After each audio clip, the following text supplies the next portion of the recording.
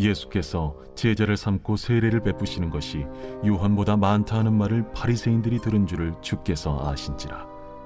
예수께서 친히 세례를 베푸신 것이 아니요 제자들이 베푼 것이라. 유대를 떠나사 다시 갈릴리로 가실새 사마리아를 통과하여야 하겠는지라. 사마리아에 있는 수가라는 동네에 이르시니 야곱이 그 아들 요셉에게 준 땅이 가깝고 거기 또 야곱의 우물이 있더라. 예수께서 길 가시다가 피곤하여 우물 곁에 그대로 앉으시니 때가 6시쯤 되었더라. 사마리아 여자 한 사람이 물을 기르러 왔으며 예수께서 물을 좀 달라. 이는 제자들이 먹을 것을 사러 그 동네에 들어갔음이로라. 사마리아 여자가 이르되 당신은 유대인으로서 어찌하여 사마리아 여자인 나에게 물을 달라 하나이까? 이는 유대인이 사마리아인과 상종하지 아니함이로라. 네가 만일 하나님의 선물과 또 내게 물 좀 달라 하는 이가 누구인 줄 알았더라면 네가 그에게 구하였을 것이요 그가 생수를 내게 주었으리라. 주여, 물 기를 그릇도 없고 이 우물은 깊은데 어디서 당신이 그 생수를 얻겠사옵나이까? 우리 조상 야곱이 이 우물을 우리에게 주셨고 또 여기서 자기와 자기 아들들과 짐승이 다 마셨는데 당신이 야곱보다 더 크니이까? 이 물을 마시는 자마다 다시 목마르려니와 내가 주는 물을 마시는 자는 영원히 목마르지 아니하리니 내가 주는 물은 그 속에서 영생하도록 솟아나는 샘물이 되리라.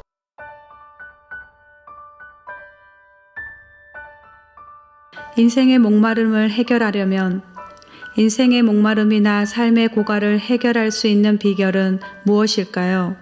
사람들은 저마다 이 문제를 해결하고자 방법을 찾아보지만 그들이 찾은 방법은 그 효과가 단발성이나 중독성이 있어서 완벽하지도 안전하지도 않는 경우가 많습니다. 이에 비해 예수님의 처방은 그 접근 방법이 완전히 새롭습니다. 바로 우리를 예배하는 자로 만든다는 점에서 그러합니다. 예배를 통하여 생명 그 자체이신 하나님께 나아가고 하나님의 은혜를 덧입게 되면 어느덧 인생의 목마름과 공고함이 사라지게 됩니다. 예배는 하나님의 백성들이 살아계신 하나님을 인격적으로 만나는 매우 변혁적인 사건입니다. 예배는 인간의 상식을 초월하는 초자연적인 사건입니다. 참된 예배는 하나님을 정확하게 알고 하나님을 찾는 것입니다. 또한 사람의 영이 실제로 하나님을 만나는 것이요 하나님의 사랑과 지혜, 진리의 아름다움, 거룩함과 은총 등 하나님의 거룩한 속성들을 경험하면서 치유받는 시간입니다. 이런 예배는 우리가 결심한다고 가능한 것이 아닙니다.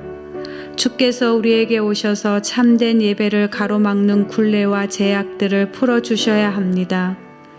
그래야 바른 예배를 드릴 수 있고 예배를 통해 경험한 은혜가 삶 가운데 그대로 이어질 수 있습니다. 목마른 영혼을 만나기까지 흔히 수가성 여인이 물길러 왔다가 예수님을 만난 것으로 본문을 이해하곤 합니다. 하지만 본문을 자세히 들여다보면 예수님께서 이 여인을 만나 주셨음을 알 수 있습니다. 사실 특별할 거 없어 보이는 이 만남이 성사되기까지는 예수님의 의지가 큰 역할을 합니다. 이전 배경을 살펴보면 다음과 같습니다. 공교롭게도 바리새인들이 귀에 예수께서 제자를 삼고 세례를 베푸시는 것이 요한보다 많다라는 말이 들어갑니다. 그들은 이를 빌미로 왜 세례 요한보다 예수님이 세례를 더 많이 주는지에 대해서 논쟁을 벌였을 것입니다. 하지만 예수님은 이 일에 전혀 개의치 않고 바로 유대를 떠나십니다. 이러한 행동에는 비본질적인 것에 에너지를 쏟기보다 정말 중요한 일, 즉 영혼을 구하고 살리는 일에 마음을 쓰겠다는 예수님의 의지가 담겨 있습니다. 따라서 사마리아를 통과하여야 하겠는지라 라는 이 말씀을 주목할 필요가 있습니다. 지리적 경로상 어쩔 수 없이 사마리아를 통과하시겠다는 말씀이 아닙니다. 사마리아에서 꼭 해야 할 일이 있기 때문에 가시겠다는 의미입니다. 사실 이 여인을 만나기 위해서 예수님은 민족적, 도덕적, 종교적인 장벽들을 모두 뛰어넘는 부담을 감수하셔야 했습니다.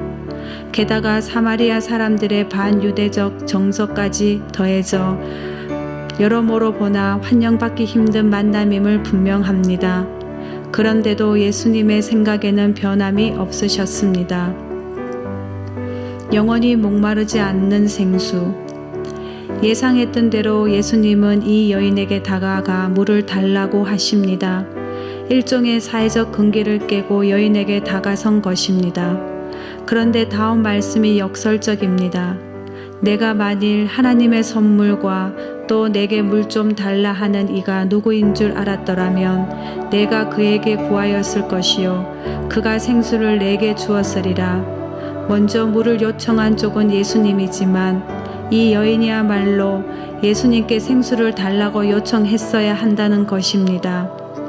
여기에서 말하는 생수란 일시적으로 목을 축여주는 정도가 아닌 이 여인의 영적인 곤핍함과 목마름을 근본적으로 해결해주는 생수입니다.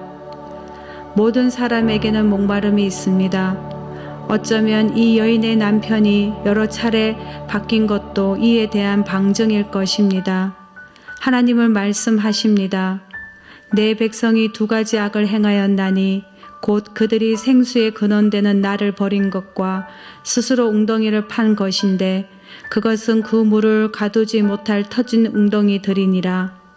이 말씀처럼 하나님 없는 인생은 한마디로 밑빠진 독과 같습니다. 주님은 이 문제, 즉 갈증과 고갈의 문제를 어떻게 해결하고 계십니까? 아버지께 참되게 예배하는 자들은 영과 진리로 예배할 때가 오나니 곧 이때라. 아버지께서는 자기에게 이렇게 예배하는 자들을 찾으시느니라. 하나님은 영이시니 예배하는 자가 영과 진리로 예배할지니라. 영이신 하나님께 영과 진리로 참된 예배를 드리라고 말씀합니다. 즉 성령 안에서 하나님을 전인격적으로 만나는 예배를 드리라는 것입니다. 그러면 내가 인격적인 예배를 드렸는지 어떻게 알 수 있을까요? 수가성 여인은 예수님을 만난 후 삶의 허기를 채우고 갈증을 해결했습니다. 그러므로 예배 후에도 영혼의 허기와 갈증이 여전하다면 내가 하나님께 인격적으로 예배를 드리고 있는지를 점검해 볼 필요가 있습니다. 예수님이 이 여인에게 원하신 것과 지금 우리에게 원하시는 것은 사실 크게 다르지 않습니다. 결론은 하나님의 백성들이 하루하루 인생의 허기와 영적 목마름을 가진 채 살아가는 것이 아니라 참된 예배자가 되어 예수님으로 충만한 삶을 사는 것입니다. 하나님과 인격적인 만남이 있는 예배만이 영혼의 갈증, 인생의 허전함을 해결할 수 있습니다.